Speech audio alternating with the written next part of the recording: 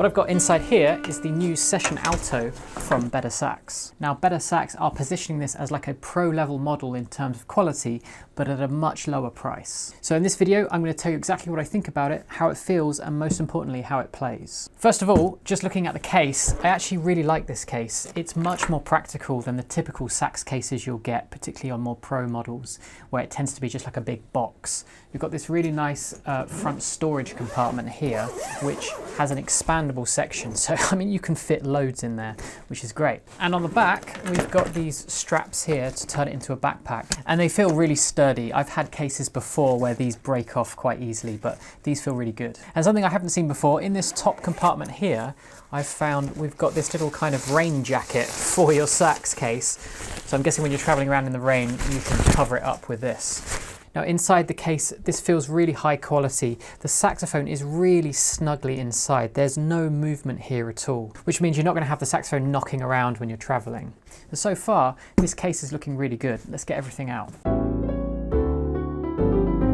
Inside, we've got everything you'd expect. We'll start by looking at the neck. Now, interestingly, with the neck, they've got what they call a tone ring at the end here, and also a resonator panel here. I'm not sure how much of a difference that really makes, but it's nice to see how much thought they're putting into the neck, because the neck is one of the things that is really crucial in the formation of your tone. You can see we've got this nice underslung octave mechanism. That doesn't make any difference to the sound, but it does look nice. Now, one thing I am curious about is the thing they're calling an internally conical tenon joint. So what this basically means is on the outside it's a cylinder, but on the inside it's actually slightly tapered to continue that conical shape, which of course the saxophone is designed to start narrow and gradually get wider and wider. Now I think this might be one of the only saxophones that has this, but it's a really interesting idea. Now another really nice thing that they include is a proper mouthpiece. Better Sax have got together with Meyer to produce like a Meyer style mouthpiece, and it's a number 5 tip opening, which is a bit more typical of your intermediate player.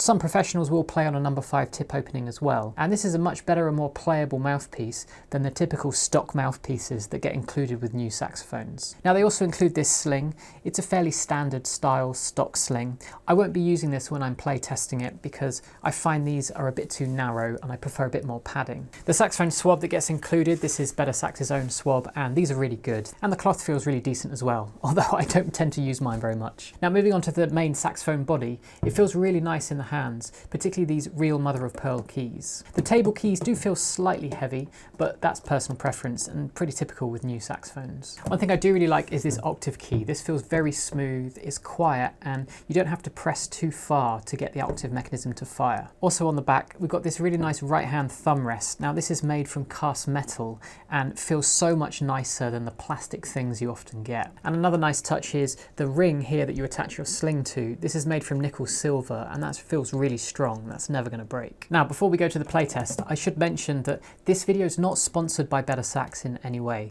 They of course sent me the saxophone to be reviewed, and they said I could keep it if I like it. So I'll let you know at the end what I'm going to do. Now to keep it a fair comparison, I'm using my usual mouthpiece ligature and reed that I use on my Selma, and that way I really get to feel the differences just between the two horns. So first of all, I'm going to check out the overall feel and intonation with the ballad Darn That Dream.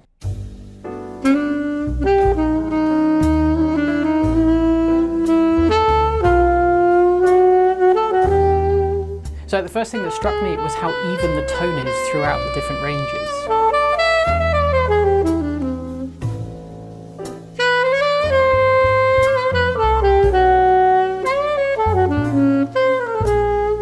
Intonation-wise, it feels really solid.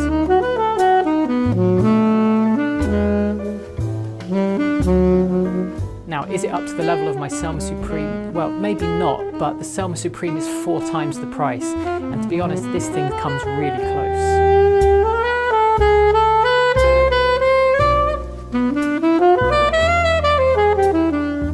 And overall, the notes felt stable and sat where they should. I didn't feel like I had to lip notes into tune.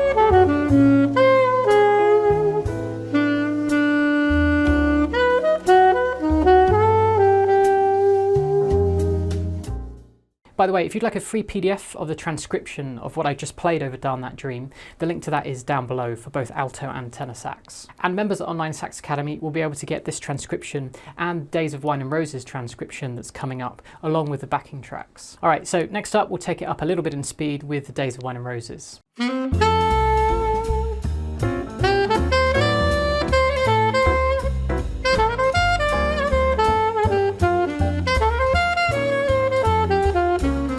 So playing through this, the action felt really smooth. There was nothing that kind of got in the way, nothing felt clunky.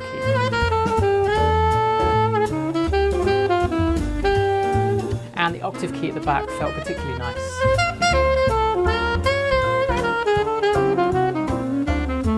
Now in terms of raw power and decibels, it doesn't quite have the same amount as the Selma Supreme. But I did really like the core sound. It didn't feel like the horn was getting in my way at any point.